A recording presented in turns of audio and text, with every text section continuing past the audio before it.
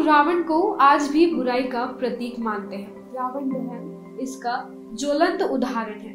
विजयादशमी के दिन जब लोग रावण दहन होते देखते हैं तो जरूरी सभी के मन में ये विचार आता है कि क्या ये पॉसिबल है कि किसी के 10 सर भी हो सकते हैं। हालांकि बुजुर्गों के अनुसार रावण के 10 सर 10 बुराइयों के प्रतीक है।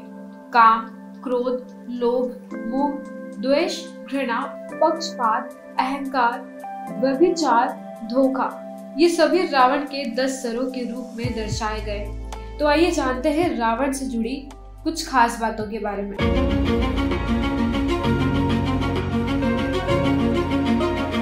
नमस्कार, स्वागत है आपका हमारे चैनल स्टोरीज ऑफ भारत में। रावण महर्षि विश्वा और केकसी नामक राक्षसी के पुत्र थे। केकसी जो कि राक्षस के राजा महाराजा सुमाली की बेटी थी।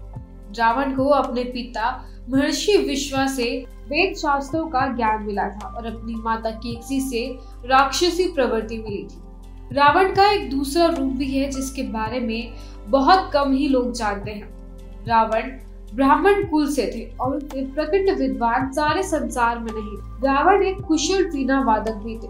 कहा जाता है कि रावण में शास्त्रार्थ करने के साहस उस समय के बड़े से बड़े पंडित में भी नहीं था। और रावण जब वीणा बजाते थे तो क्या मनुष्य, क्या राक्षस, यहाँ तक कि देवलोक की अप्सराएं भी स्वयं को रोक नहीं पाती थी और रावण की वीणा की तान सुनकर मंत्रमुग्ध होकर नृत्य करने लगती थी। रावण बहुत ही बड़ा शिव भक्त था। रावण की गर्जना सुनकर बड़े से बड़े योद्धा के भी पसीने छूट जाते थे। रावण में अद्भुत बल था और जब तक किष्किंधा नरेश बाली से रावण का सामना नहीं हुआ तब तक रावण अपराजित था। लंका नरेश रावण के 2 भाई और एक बहन थी जिनका वर्णन रामायण में भी है। रावण के बाद कुंभकर्ण जो कि 6 महीने सोने और 6 महीने जगने के लिए मशहूर था। सबसे छोटा विभीषण जिसने रावण का साथ छोड़कर प्रभु श्री राम का साथ दिया। और आखिर में बहन शूर्पणखा जिसने वनवास के दौरान लक्ष्मण के सामने विवाह का प्रस्ताव रखा था और क्रोधित होकर लक्ष्मण ने शूर्पणखा के नाक काट दिए थे। रावण शिव का अन्य भक्त था। कई जगह इसका उल्लेख भी किया गया।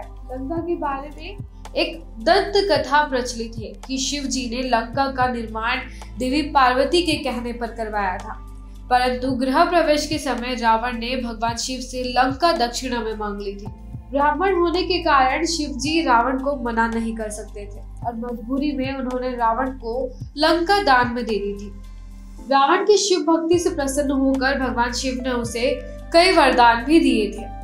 एक बार रावण भगवान शिव की आराधना कर रहा था। भगवान शिव को प्रसन्न करने के लिए रावण ने 10 बार अपना सर काट कर भगवान शिव को चढ़ा दिया था। रावण के भक्ति भाव से प्रसन्न होकर भगवान ने रावण को दशानन होने का वरदान दिया था। साथ ही साथ ये भी वरदान दिया कि रावण के प्राण तब तक कोई नहीं ले पाएगा जब तक कि उसकी नाभि पर कोई वार नहीं करता। रावण के प्राण उसकी नाभि में थे और रामायण के युद्ध में प्रभु राम ने कई बार रावण का सर काट दिया।